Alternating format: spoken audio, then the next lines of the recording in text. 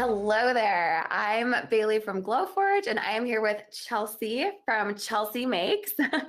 Chelsea is a maker, miniaturist, and prop designer who runs a custom dollhouse company and other things called Chelsea Makes.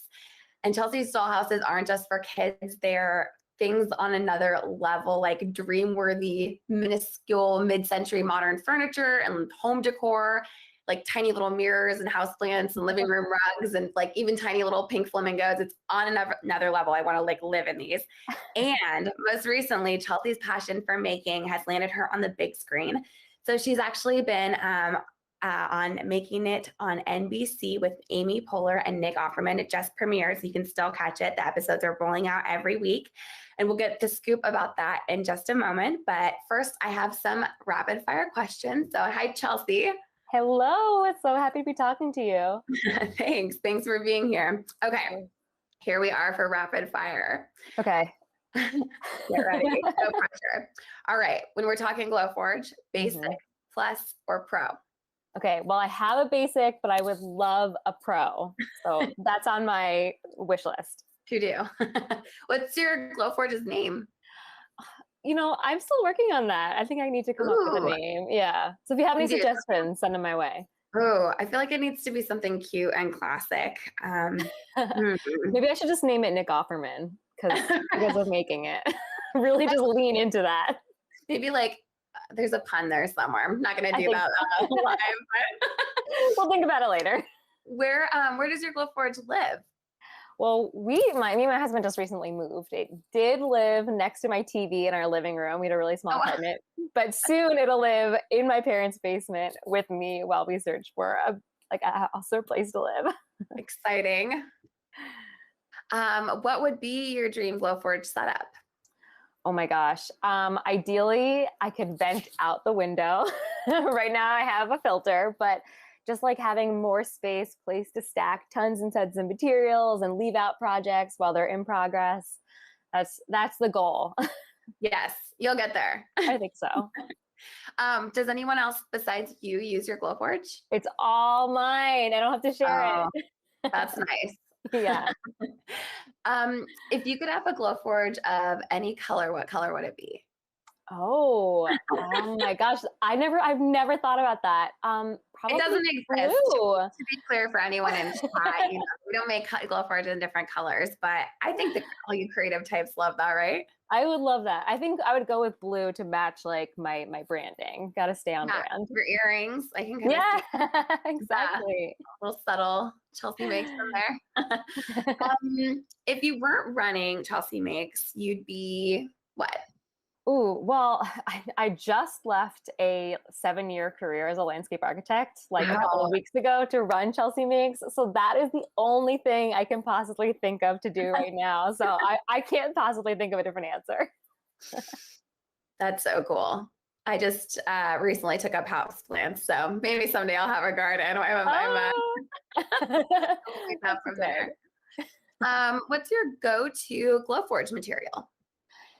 You know, I love the proof grade maple. I just feel like it's so perfect when you need a quick gift or something. It's like easy, it's perfect. Everyone loves it. So that's definitely my go-to.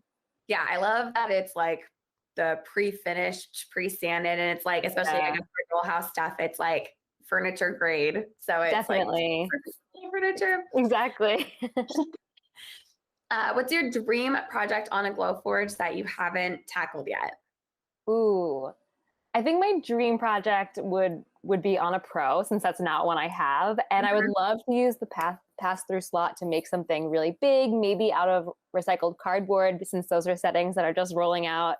Oh, that is something that would be really, really exciting. Up to date on that's like I have an email in my inbox this morning about this. I'm very excited. It's so cool. Oh man, working with cardboard is awesome. Definitely. I have a lot of it around every week, so I'm really excited to use that a lot too. Yes, finally something to do with all my Amazon boxes. Yes, exactly. What have you done so far? What's the Glowforge project that you're maybe most proud of? I think the thing that I'm most proud of is probably the line of dollhouse kits that I have. So when I first got my Glowforge, the thing I was like ready to do and the thing I was really investing in was the idea of making these modern dollhouse kits. And Right. so to be able to build an entire business just from my living room was pretty amazing. And I'll never like look back on that and not be really proud. Yeah, your business, which we'll get into, but when we say like a factory in your house, I mean your business is like a literal example. Yeah, right next to the Cool. TV and right when you walk in the door. So it was all right there. What's your favorite part of a new project? Okay. I mean, I think like the process just in general is really fun, but there is something really, really satisfying about taking all the pieces and then having them finally fit together perfectly. Like, sometimes it takes a few tries to get it right, but when it actually like all snaps together, you're just like, yes, I did it. And it's just a Yeah, really good feeling. absolutely. Yeah, and I mean, you build things that are 3D, and so Yeah, I don't know if you meant literally snaps together, but you do have to do that. You have to kind of think from 2D to 3D and make that happen from your brain. absolutely. Yeah, and I think there's definitely that challenge, like with 3D objects, like it needs to fit. There's like not a lot of room for error, so there's like so much satisfaction when it just like works the first Do you time. find yourself imagining like real objects that you see in the world and how you would design them like miniature and as a with a glow forge and things like that? Like constantly, Sure, that's constantly. a silly question. I You're have like, that's my whole brain. literally that's me all day long. I have just like a note on my phone that I'm constantly adding to, or like taking pictures of things. Like, oh, gotta try to make that in miniature. So I'm now that looking I'm over working for at myself, my Peloton bike over here going like, that would be so cute. We need absolutely. to call you for an ad campaign is all I'm I think saying. so. Yeah, we should get them connected. Maybe they'll see this video. Um, Perfect. what's your cure for a creative block? Well, for me, I mean, we just moved from California and we really loved hiking. So that was my go-to. And hopefully now that we're in New York, I'll be able to find the same thing because whenever I ran into like a creative block, just getting outside and like walking around, getting some fresh air is really like the number one thing that helps me get through any sort of block. Yeah, totally. I feel that big time. And often it's like when you don't want to go either. You're like, actually, I haven't Yeah, gotten anything done. So I need to keep sitting here and stewing about it. But no, it just helps something reset exactly. and an attitude change, I think. That's so true because you could sit there all day long, like just stewing over the same thing and not getting anything done. Exactly. When you need to focus, do you like to Mhm. focus on music, total silence, or something else? Ooh, okay, that's a good one. Probably like having some background television on something that I've seen a million times, like Gilmore Girls, or honestly making it like I've seen every episode like 50 times. So just having that on in the Feel background good. is like helps me helps me stay focused. Totally. Okay, so I got a bunch of deep dive questions for Okay. you to talk a little bit more about your business and like what you make, and of course, making it a little bit. But first of all, I don't know if you all watching have put this together yet, but Chelsea is our featured designer for the month of July 2021. And so she actually designed a custom piece for Glowforge and that you can print at home on your Glowforge. It's going to be available in our catalog. And we don't have one here because Chelsea's stuff is all in storage and I'm here at home, but it's real cute. Let me tell you, I think we'll try to insert a photo, but Chelsea, can you tell us all about it and what it is? Yeah, totally. So, the design of the month is a mid-century diner themed bird feeder, and it's made of acrylic, so you can have it outside, and all of your bird friends can come over for dinner. And It looks like a little mini in and out that you could then yeah, in. It's so darling. I've got just, thank you. a wooden one hanging out my window here, but I need to upgrade immediately. I think so, Yeah. definitely. I mean, there is just something about it, like, there's a lot of projects I tend to like take on things that are like too serious. So I wanted to make something that was just like silly and fun. And then, you can customize it with the name and the colors. And so I just think it was like a really fun way to bring something exciting to your yard. And for me, like we lived with like near a lot of trees. There was always birds stopping by. And so finding something that was colorful and cheerful, but could still like that they could enjoy felt like a really perfect fit. Totally. I think it's so well timed. I never really noticed the birds around my house until the pandemic when I worked from home. And now I'm like, oh, we have a Yes. and Flickr, and we have this family of sparrows, and I mean, I can see the Chelsea makes like love for miniatures in it with like the little bar stools. Yeah, definitely. So super functional. Like, I don't know if you just made a miniature diner, I'm not sure I would print it because I just am like, where am I going to put it? I don't know what to do. Right. A bird feeder. Yeah, Birds. totally. I think having dual purpose for things is really important, especially, because I was coming from such a small apartment. We didn't have room for things that were just purely decorative. Everything needed to have two functions. So Yeah. cute and functional was kind of key there. So, why is it, do you think that people do love miniatures so much? And like, have you always been drawn to them? Has it just always been kind of your thing? Yeah. Why do people love them? I mean, I know that there is like a whole psychology behind it, but Uh-oh. Nope, because I love them. yeah, I think it's a good thing though. It's not like a weird psychology. It's just that like, people care for like small things that are cute. And there's like this like there's also like a nostalgia to it. A lot of us grew up playing with like, stuffed animals and dolls and toys. And so I think it's just the combination of those two things. Also, like, what is not to love? Like, it's just a tiny version of something that's in real life. So I have not actually met someone who's like, no, I specifically hate miniatures. So I think, yeah, I wouldn't want to be their friend. So I'm glad I haven't come across that person yet. It could be a good test. Like, what do you think of this tiny bottle of Coke? Or exactly.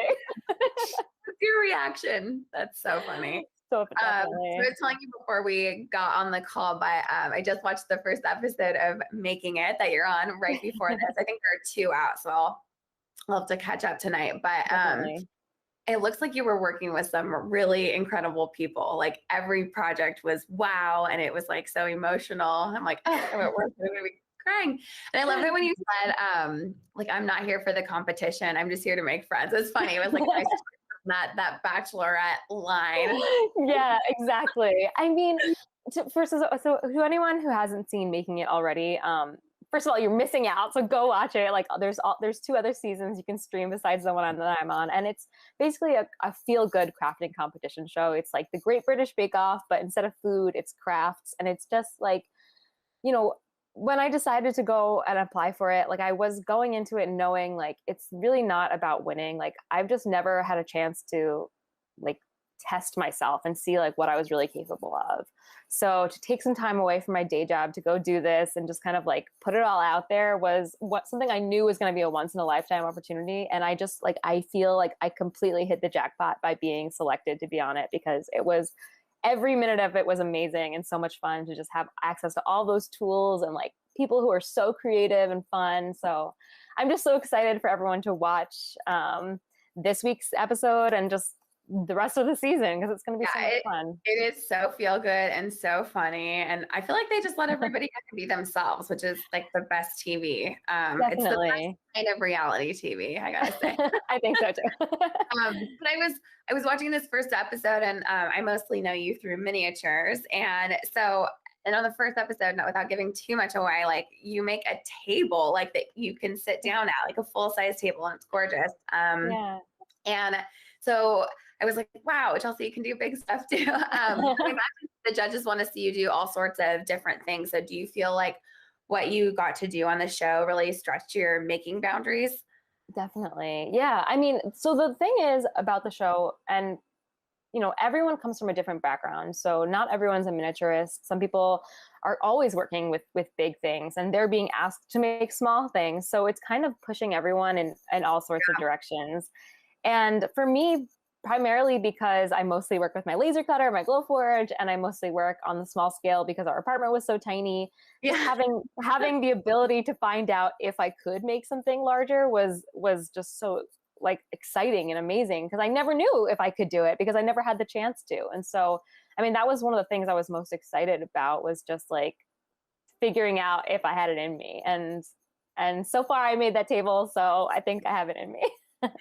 So now we got to get you a Glowforge Pro and see how the Chelsea Makes like brand really translates to furniture with the Glowforge. I'd love to. Through. Oh my goodness. Definitely. Let's see. So what tools were you able to use on the show? Did you have access to a laser? Oh, no.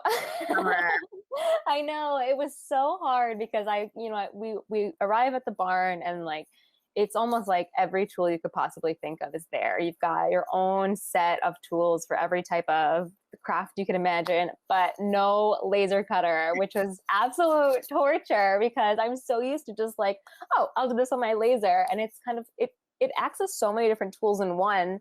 So to go from having that to having to figure out how to do everything manually was definitely Old a school. challenge. Yeah, old school. I was like, Okay, what you is this? got the chops to do it. But now you're I like, was nervous. yeah, that's pretty funny. Um, Before you got a Glowforge, did your business exist already, and did you have like a just a different vision for it, and how did getting one change that? That's a great question. I had used a laser cutter before I got a Glowforge Yeah, in college, just kind of in passing. And when I left college, I was like, well, I guess that's the end. I'm not going to get a chance to use one again. So when Glowforge came out during the very early days when it was just the yeah. campaign, I saw it and I was like, wow, this is an actual opportunity for me to have this tool in my home, something I never thought would happen. And while we were waiting for the Kickstarter campaign to go through, I ended up using a laser cutter at a local makerspace. And it was great that I had access to one, but the time between, the amount of time you got to spend on it and the amount of time you had to wait between, weeks and weeks going back and forth and making slight revisions was really challenging. So I had started my business right before I got my Glowforge, but it wasn't until I was actually like in my hands at my house that I was finally able to really like push things into the test drive and production mode. And just being able to try things out and change them so easily and quickly has taken my business from here to here. So Wow, yeah, it's been that's right, Chelsea. I totally forgot that you were one of our like original. You've been around Glowforge since the beginning, which I mean that kind of yeah. like leads into my next question. I do remember seeing like your posts with tiny furniture years ago, and that's when you Yeah. had Martin the hamster as your model, which I learned on making it. Rest in peace, Martin. He's no longer with us. I mean, He's hamster. on vacation, Bailey. Oh, I'm sorry. Yeah, he's on a very long vacation after he retired from his like His hamster. model years, yeah. Oh, so yeah, so Chelsea used to post her Instagram account. I caught my eye immediately because there was a hamster, obviously, on this tiny little furniture. I remember seeing one that was like some kind of Japanese style bed, and like the frames, the room divider frames with like Yeah. so darling. And so you shared on there that it was your husband's idea that Martin could be like a model for your stuff. Exactly. Yeah. I mean, I was like already getting into miniatures. And then once I had Martin the hamster, and I was like, okay, I have this critter who needs to travel and have a great life. And so it kind of just like I went off the deep end, and it was just like all about Martin all the time. And I wanted him to have a really fulfilling life. So I kind of went a little too far. It looks like he definitely was well traveled. That's so funny. And you I even did think a so. little book I saw on your Etsy. Yes, definitely. Oh my gosh, what a blast. I love that. I mean, that's a great business tip right there. I think like things like great photos, especially with adorable animals in them, really catch people's eye and get them interested about your brand. Absolutely. What is your best-selling product, and why do you think it does so well? And what do you think is unique about it? Since if anybody else makes it, I guess. Yeah. My probably my best selling um product is the San Francisco living room kit. So it's a laser cut furniture kit. It's a tiny chair, a little plant stand, and a table. And I think what's so appealing about it is that it's combines a lot of different materials. So you've got like acrylic for the top of the table, and you've got leather for the seat of the chair. And I think that there's something really appealing to people about like having these different textures, which makes it really fun. And I know when I was a kid and playing with my Barbies or dolls, anytime I had a miniature that was like combining different materials and really like to scale, it always made me like just fall in love with it. So Absolutely. If you think about like old toy making, it's like old dolls used to have like painted on hair, and then they had real yeah, hair, and how much more yeah, special that would be. I know exactly what you mean though, that that multi-material, it just feels so special. And you're like, wow, like it's a tiny fish pond that has like you could put real water in it. Like Exactly. that's Exactly. so cool. But I mean, what the words that you were just using, like the San Francisco living room and like a leather chair and stuff. And I mean, this stuff, it literally looks like you could, show that to a designer and your house could look like that HGTV style. That's going to be your next Thank reality you. show. For you got to I'm working on it. I'm working on it. So that's the best seller. And I mean, are there other folks that make like these super high-end stylized dollhouse kind of rooms? I think with like the availability of laser cutting in the past few years, especially with Glowforge, having people having it in their home, like the amount of modern dollhouses has really gone up and really increased. They're amazing. They're absolutely amazing, and there's so many people coming out with like amazing designs. I think I'm still one of the few people who offers it as a kit, which I really like, because to me the fun part is putting it together. Like I love making miniatures, so if I'm able to share that with someone and they're able to take it home and kind of make it their own, then that's even way more special to me. Exactly. Yeah, I think that is what is totally unique about yours is the kit, because I think even if you do just a little bit of finishing, it like means a little bit more to you than somebody else made. Have you seen Right. folks build your kits in really unique ways and really put their own style into the final setup? Yeah, I definitely have. I mean, the wood I use is like a very like white maple, and I'm always like a little afraid to just like paint them because I don't know, I just love them in their natural state. Yeah. So when I see people that are like really bold and like paint it bright colors and like paint on the leather, it like actually makes me feel like, oh, okay, there's something it's not too precious. You can just like go crazy with it, because that's the point, is like to make it however it suits you. And I love seeing the way other people make it. It's just, it kind of like opens your eyes like, oh, I would have never thought to do that. So it's really cool. Exactly. I'm excited to see what people do with the Birdie's diner design of Me the month. too. I've actually already seen a couple of people posting it on Instagram. They'll tag me, and just like the color combinations that they've chosen are like amazing, and color combinations I never would have thought of. So it's really cool. It's really cool to see how it's coming to life. All right. Well, if you could give yourself one piece of advice back to when you were kind of starting out your Etsy store, or if Etsy is your like main platform, just kind of when you're starting selling, what do you think it would be? Well, I sell on Etsy and I sell on my own website, chelseamakes.com. Mhm. And I think, when I first started, I was looking to make products that I thought people would buy. And I think that that was probably the wrong approach, because what I do now is I make things that are special to me. And if it's special to me, then hopefully it's special to somebody else. And it also means that I have a lot more fun when I'm making it. And I want that to be the whole reason I switched careers to focus on this, is to have more fun and to just enjoy what I'm doing. So do what you love, make what you love, and the right people will find it. That is such good advice, because it's not like you find a designer or a maker and you're like, wow, they're really good at something that everybody else is already doing. Like, Right. what you someone is what's unique and what like their unique perspective. And we've all got that nobody else can see. And it's so funny how drawn we are to trying to be like everybody else. Yeah. That's amazing advice. That's so cool. Good. I'm glad you think that. Yeah. It's hard to remember when you're starting out though, like when you're thinking of a dream, because you're seeing other people do your dream, which is great. Like it's of course so important to have role models, right? Do you have a lot of like maker role models? I'm following all of the people from your season now on Instagram. I swear. Oh yeah. They're so cool. They're amazing, and they inspire me like crazy. And actually, I mean, this is kind of a tangent, but one of the things that I was doing, as I was like just wanting to learn new craft techniques, is I was replicating artists' work in miniature. I would always ask for their permission, and it wouldn't be for sale. It would just be to kind of like learn a new technique. And that was something that was so special to me, because I was connecting with these artists. I was figuring out how that they do their work, and then I was making it in miniature. So it was something that I loved, and it was just like a celebration of makers everywhere. So I have a lot of maker role models, and Wow. figuring out how to take their work and make it into my own has been really fun. What technique are you like most excited to try to master next? Well, I just met up with a friend and learned some really cool paper folding techniques, which I think the Glowforge could be really handy in because it, you know, you could do a lot of score lines with and things like Yes. that. So that's something that I've never done before and was like really cool to start learning. Yeah, I've seen folks do that before, use yeah, the score technique, like she said, and that way it comes out with kind of like a little guide for you to know where to fold to do really, and it's Exactly. kind of like a little bit pre-folded for you.